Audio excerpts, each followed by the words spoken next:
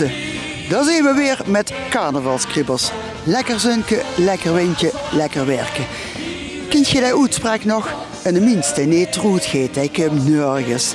En daarom zijn we onderweg met het carnavalskribbelsteam naar Maasbracht, Beek.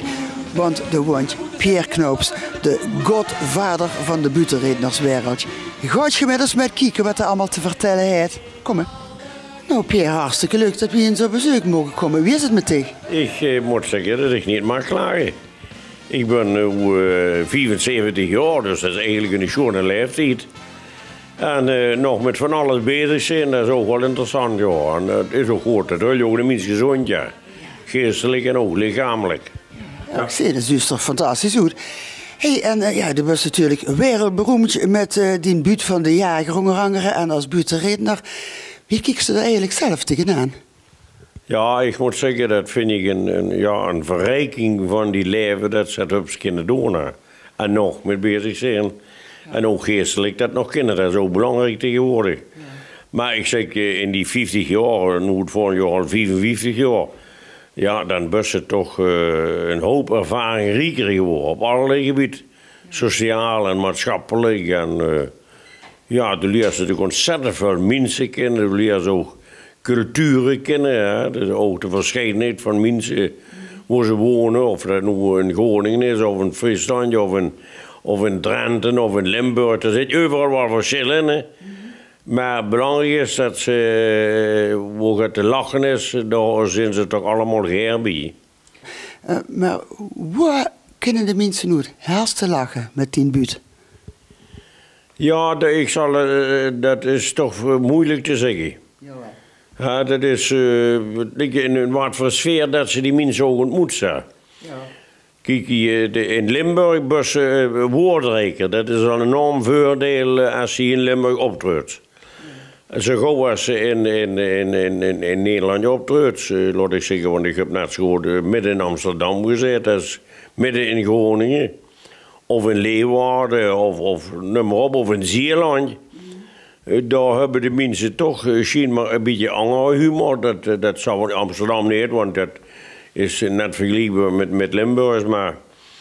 Maar in Zeeland is het toch angster. En dan moest je natuurlijk altijd wel een beetje weten wat ze ervoor hebben. Maar je gaat brengen wat jullie ook eigen zijn. Je gaat gewoontjes of gebroeken. En je kunt er toch wat humor van maken, dan is dat heel interessant om dat te doen, ja. En deze dan, bijvoorbeeld, stel je eerst naar Zeeland, deze dan van tevoren zich daar een beetje in verdiepen, wat ze daar zoiets kunnen brengen, of deze dat ter plekke? Nee, dat moet ik zeggen, ik probeer me dan toch altijd ergens trouwens, dat doe ik nu nog, ook in Limburg nog.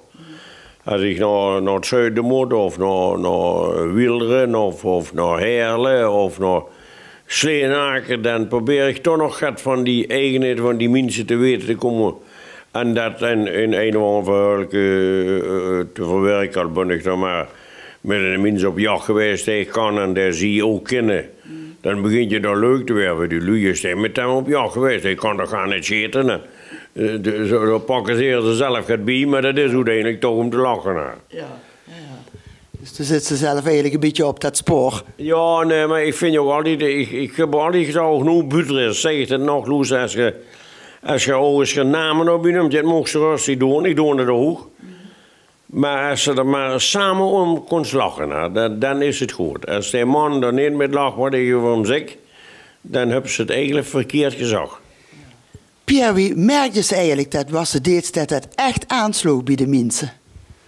Ja, dat moest ze eigenlijk wel zelf proberen te ervaren wat het is om humor te brengen.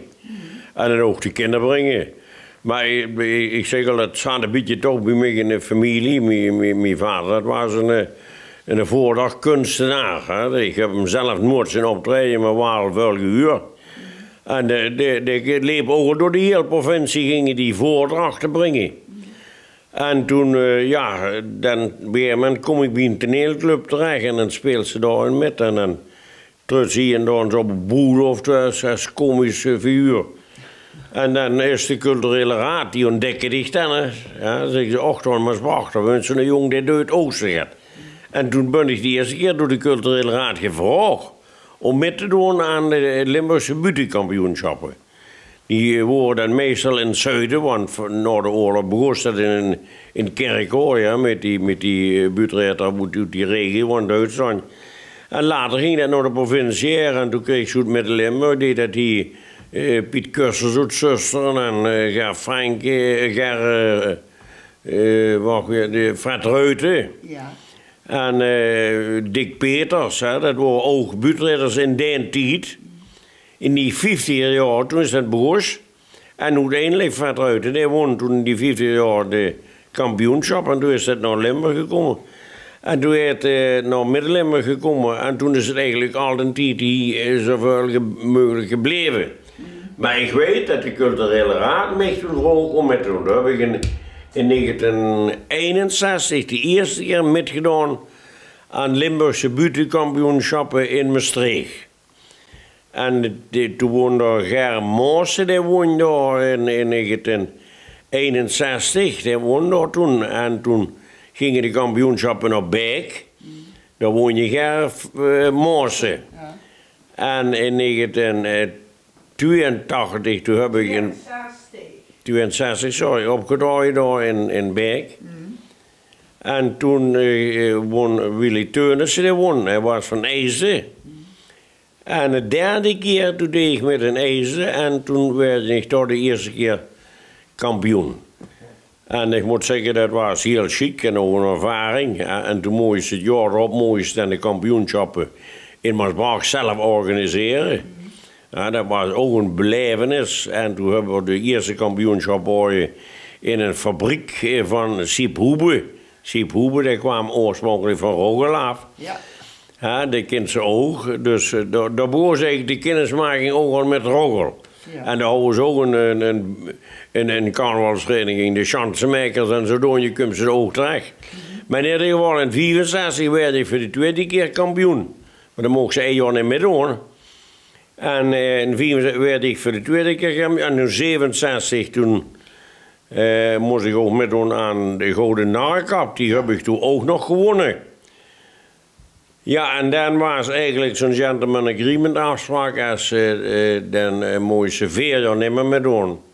En in 1971 ben ik toen voor de derde keer kampioen geworden. En toen was er dan een afspraak als ze dan 3 keer gewonnen hebben en nog de Gouden Narrekap.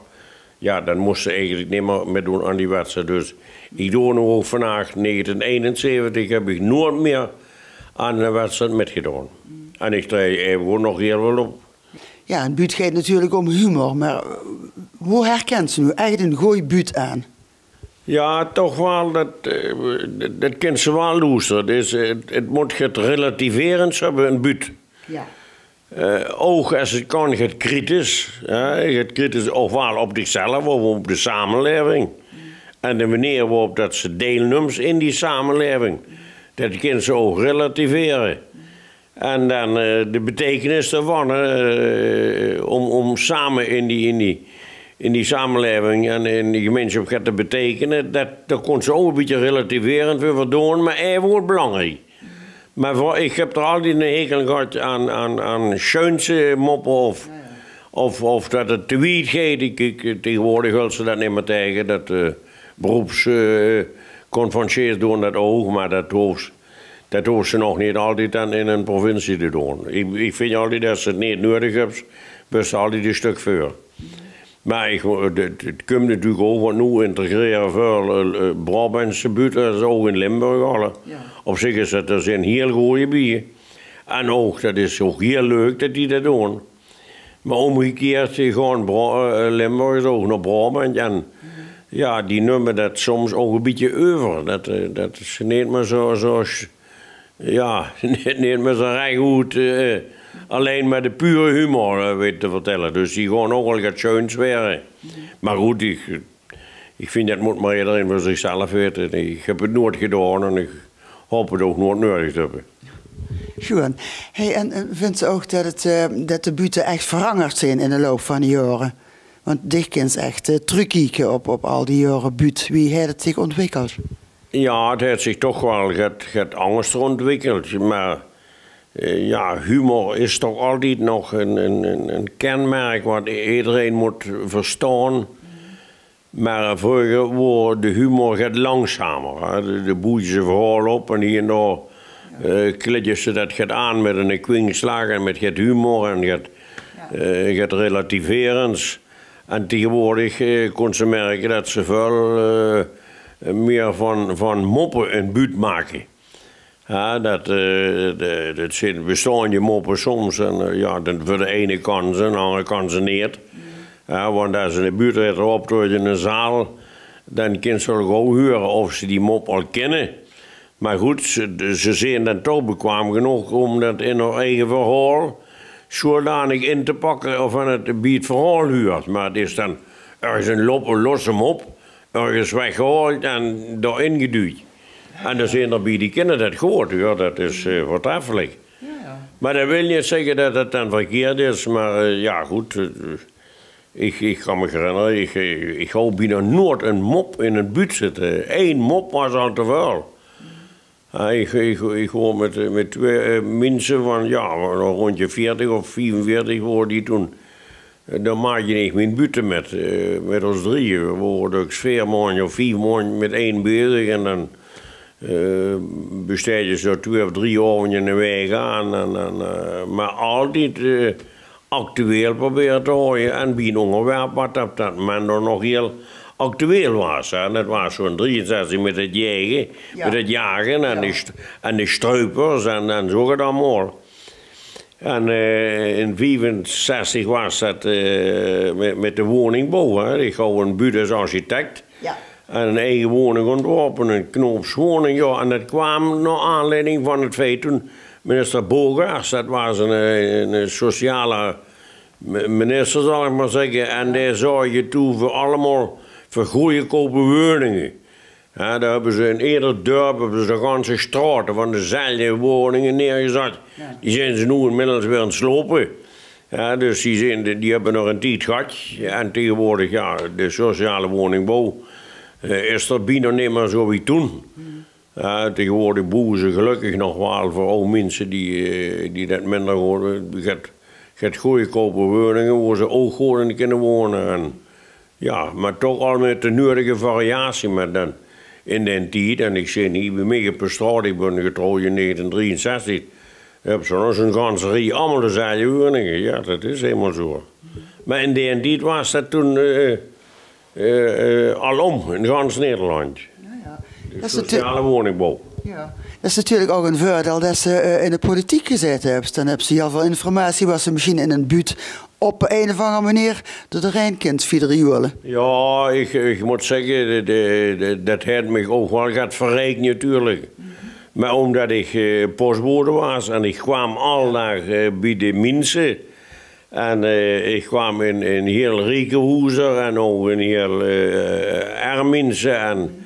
Ja, toen zoog ze nog de binnenkant van de deur ook nog. Dat is tegenwoordig toch niet meer. Ja. Maar dat heeft me wel ook heel rijk gemaakt in allerlei informatie en ook allerlei doelstellingen die ze dan kost nastreven. Hè. Want de gun je toch ook andere mensen die het minder goed houden, gaat beters. Ja. En in den tijd als postbode, daar had ook een vertrouwenskwestie was dat ook. Ja. Want soms in eigen zin, en dat deed ze zelfs nog als het moest de boekhouding worden. Maar een keer een brief schrijven voor dat gezin, dat deed ze ook. Maar dat was toen vrij normaal in de omgang postbode en mensen. Dat is nu niet meer. Maar daar ik heb er wel ontzettend veel mensen door leren kennen. Ook achter de voordeur. En ik heb nog... In die tijd nog de mijnwerkspensioenen uitbetaald, ook nog aan huis. En wie de AOW pas was in die 60 jaren, ook aan mensen AOW uit gaan betalen. Het was heel interessant en dan raak je zo heel vertrouwelijk met zo'n mensen. Dat is... Maar ik moet zeggen, dat was toen, dat huurde ook bij ons werk. Hè. We hebben er ook een eed over moeten afleggen bij de PTT. Dat zit ook allemaal als een geheim bewaard is. Dat is. En ik moet zeggen, ik heb er nooit geen moeite mee gehad. Die beste buurt, kunt ze dat zo zeggen welke dat was? Ja, ik kan dat niet direct zeggen dat dat de beste was, maar de Jager, dat was een van de bekendste. Ja. Ja, die is ook door het, ja, laat ik zeggen, door de ganse provincie heb ik die gebracht als Jager. En die was zelfs de eerste keer op een nationaal. Ja? Ja, dat ik kampioen was geworden met een creatie als Jager. Hebben ze toen nog in een nieuwsuitzending bekendgemaakt. Zo belangrijk was dat toen de cultuur. Ja. En de culturele raad, hè, want die houden toch een vinger in de pap. Ja. En ja, en zodoende ben ik dan met de architect en de woningbouw terechtgekomen. Ja, en dan hebben ze natuurlijk overal in Nederland hebben ze architectenverenigingen, hè, die ook samengebundeld zijn. En daar heb ik ook verschillende keren met in Nederland gekomen. Jaarlijks was daar een congres van architecten en dan ben ik wel een keer of 4 jaar moeten gaan. Ja. Ja, en dan verwerk je toch eens keer wat actuele dingen in zo'n buurt. En zodoende ben je natuurlijk ook terechtgekomen bij de televisie en ja, en Mies Bouwman en ja, en de allereerste keer bij Willem Deus in Oudjaarsavond uitzending. En dat was heel veel kijkdichtheid, dus. En daardoor ben ik eigenlijk ook in Hilversum terechtgekomen en ook dikker door geweest. En daar heb ik zelfs met radioprogramma's gemaakt en 's morgens om 8:30 al moest ik een Hilversum radioprogramma presenteren van een uur lang. Oh. En zo'n ding, ja, dat is wel een rijkelijke ervaring geweest, ja. Zeg, en tegenwoordig zijn er ook buurtredners die in een soort clubje, een soort werkgroep, samen oefenen. Wat vindt ze daarvan? Ja, op zich is dat natuurlijk goed. Als ze daar de humor met kunnen delen, dan is dat fantastisch. Als ze dat ongeveer doen. En ik weet ook, die zenders, die doen dat ook en die doen dat ook goed. Ja, alleen, ja, je moet er niet te zeer een kliksje ervan maken. Dat ze zeggen, nou, hoe deus toe man dit jaar eens met aan de buitenkampioenschappen. Dan moest je winnen en het volgende jaar dan doe ik met. Dan moest je niet meer doen. Dat zou verkeerd zijn. Maar goed, wie ze het precies verder regelen, ik hoor wel dat dat gebeurt. Maar er zijn, ja, de LVKA, die doet nog altijd een soort buitenopleiding. En er zijn een paar buurtredders die zich dan met beren gooien. En ja, ook dat is ook goed. Dat stimuleert weer om nu buurtredders aan te trekken. Wie nu dat Sylvia Ramakers, ja, dat deed de eerste keer met. Je kon al aan het meisje merken dat het ervaring heeft op de bühne. Want dat speelde al een jaar of 15 toneel. En ik heb hem ook een paar keer gehoord en ook met die voorselectie. Dat was qua tekst en qua brengen was het de beste. En dat bleek ook wel. Op de kampioenschappen dat het toch ook de beste wordt. Of gewoon door heel goede buiten bij gewoon, ja. Maar goed, het zou leuk zijn als je meer dames met in de buurt. Zo op de bühne is er nog genoeg bewegen. Nou, die zitten ofwel in dansgroepen of in duetten dat ze gaat zingen of vertellen. Ja. Maar die individueel in zo'n buurt, dat komt ze niet zo wel tegen. Ja. Net trouwens in Brabant niet, in Gelderland niet. Zeg, nu weten we al van alles over wie het vroeger is gegaan en zo, maar wie is het nu anno 2014 met die carnavalskribbels, Pierre? Nou, ik moet zeggen, die zijn nog niet over. Aha. Nee, ik vind het nog altijd ontzettend leuk als ik na een optreden ergens bijeenkom. En ik kom er mensen tegen en dan kunnen ze ons over die wederwaardigheden van het leven spreken en een beetje met lachen en, ja, en wat het betekent eigenlijk om in het gezellig omheen te zijn, want dat is toch heel belangrijk, ja. Ook op sociaal en maatschappelijk gebied. Nu kunnen we het door sneeuw permitteren om natuurlijk nog veel bier te drinken. Vroeger ging dat gaat makkelijker. Maar goed, dat hebben ze ook geleerd dat dat niet moest doen. Maar het gezellig bijeenzetten en nog het logeneren of een uurtje kaarten, dat vind ik ontzettend gezellig. En dan kan ze ook over de carnaval en over de buurtreis waar ze er zijn geweest. Daarom zijn die buurtengalen zo ontzettend belangrijk geworden in de tijd van de carnaval. En dat is nu ook wie langer we meer aan het opkomen. En eigenlijk is dat goed. Dat is een ontmoeting, sociaal en maatschappelijk. En er wordt alleen maar gelachen en dat is fantastisch. Nou zeg, je zijn wel veel jachttrofeeën, Pierre. Ja, niet alleen jachttrofeeën, maar ook natuurlijk veel andere medailles. Die toch allemaal op zich allemaal een betekenis hebben en soms ook geen. Maar er zijn ook wel medailles bij dat ze zeggen, ja, dat is toch wel leuk dat ze er is geweest. Hoe kunnen ze dat nog zien? Ik zocht er juist even een hangen van de deelknotsen. De deelknotsen? De deelknotsen, ja, dat is een carnavalsvereniging. Daar ben ik ook erelid van geworden, van die deelknotsen. Dan moesten ze dan zondag her en dan moesten ze dan verhoren. Dat was in de buurt van Wassenaar. Oh. En zoals ze zeggen, ja, hoe komen de deelknotsen daar terecht? Maar dat weet ik zelf ook niet, waarom dat die de deelknotsen. Maar in ieder geval, daar heb ik dan toch enkele jaar bij hergegangen. Ja. In Leiden ben ik ook geweest op de carnavalsverenigingen. En zelfs in Groningen. En in de gevangenis in Groningen ben ik geweest. Ook, ja, en die...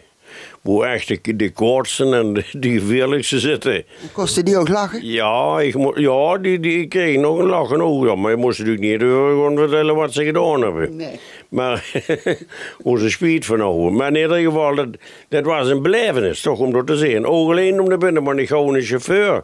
En we moesten met tweeën daar ook naar binnen gaan. Ja. Want er houdt meer moeite om erin te komen en eruit te komen. Ja. En ik moest optreden zo zeil, hoe ze dan allemaal die zware mensen in zitten met die zware straffen. En dat duurde misschien wel een keer ergens zo een paar deuren herwoor om in het vertrek te komen, die mensen allemaal zoten. Maar is het dan niet lastig om toch een beetje lollig te houden? Ja, die houden een carnavalsring uit Groningen, die houden dat beloofd dat die daar komen. En ik zou dus als gasten optreden. En ik kreeg die ook nog een lachen, nog of zo'n naar bieden hoor. Echte moordenaars bij. Ik heb er wel nog met zo'n jonge karl nog. Maar het is een belevenis om het te maken. Dat ze tussenin zo goed in kunt. Ja. En de bewaker daar dus met ons, met leep naar de zaal her. Daar waarschuwde hij toch van tevoren dat ze ook toch niet reëel met die mensen moest omgaan. Dus een beetje afstandelijk. En ik vertel dus leuke dingen over mijn eigen ervaring. En dan spoor dat zoveel komt. En ja, dan kostte die mensen waarschijnlijk ook nog maar lachen, dus dat was wel leuk. Hey, en best ook eens wat ergens geweest. Deze dag zie je gewoon niet meer niet lachen ze op een verkeerde momenten of zijn ze niet gezellig? Nee, ik heb dat eigenlijk, dat kan ik nooit zeggen dat ik op het moment van desillusie ergens niet meer her zou gaan. Nee, ik heb het altijd toch wel leuk gevonden. Kijk, er zijn momenten, dat mensen die zitten dan met gedachten bezig, dan lachen ze ook niet. Ja, ik heb ook al gezegd, als de jongen het eten, dan moesten ze niet optreden. Die mensen zijn eten, niet. Maar hier lukt kunst op plaatsen, ja, meer knopen ze kunnen beginnen, we hebben het eten op tafel gezet. Ja, dat moest ze ook kennen. Nee, ik zeg, als een hondje deed, nou begint ook lastig te weer. En de buurtrijder optreden onder de eten, dat werkt ook niet. Dus dat weet ze, die ervaring hebben we wel. Nee, zo moet ik zeggen, dat valt best met. Maar ik denk ook wel dat ze toch een beetje de vingerspitsengevoel moest hebben van met wat voor mensen ben ik nu vanavond bijeen. Ik ben ook altijd geïnteresseerd hoe die mensen zien en wat ze doen en of wat ze niet doen. Dat is, ja, dat maakt het eigenlijk interessant om met die mensen toch in een weg te overbruggen waar ze samen over kunnen lopen. Ja. En dat is altijd als ze die moeite willen doen om te weten voor wem dat ze optreedt en wat ze er eigenlijk moest doen. Ja, dat is... En dat vind ik hartstikke leuk. Of dat nu een bejaarde echtpaar is of een familie van in de 80 of dit zijn eerwaarde zusters. Ja, dat is toch wel fijn. Maar die moeten moesten zich toch door naar het buurtrijder. Ja. En eigenlijk hebben ze dan toch ook een soort onsterfelijk talent. Ja, als ik het zo mag noemen, heb ik die gave ook gekregen. Ik ben er net zo heel dankbaar voor ook. Ja, en ik zeg ook wel eens, soms hoe hebben ze het aan verdiend dat ze dit moest doen. En ja, het is toch wel fijn. En gelukkig kan ik zeggen dat ik eigenlijk nooit nemens op het teen heb getrokken zodanig dat er quorum was. Of zo. Nee, nooit. Maar dat vind ik wel de leukste ervaringen. Dat ze lachend naar binnen kunnen schoon, maar ook lachend naar boeren kunnen schoon. Ja. En dat heb ik ook wel een beetje geleerd van. Mijn vader moest altijd zorgen dat ze gewoon naar binnen gaan en ook altijd gewoon naar boer schoon. Niet dat de lui zeggen, kijk, daar eet er. Dat is natuurlijk niet goed. Zo zeggen, maak er nog maar een fijne dag van en een fijne verslaving. En dan drinken we zelf ook maar een.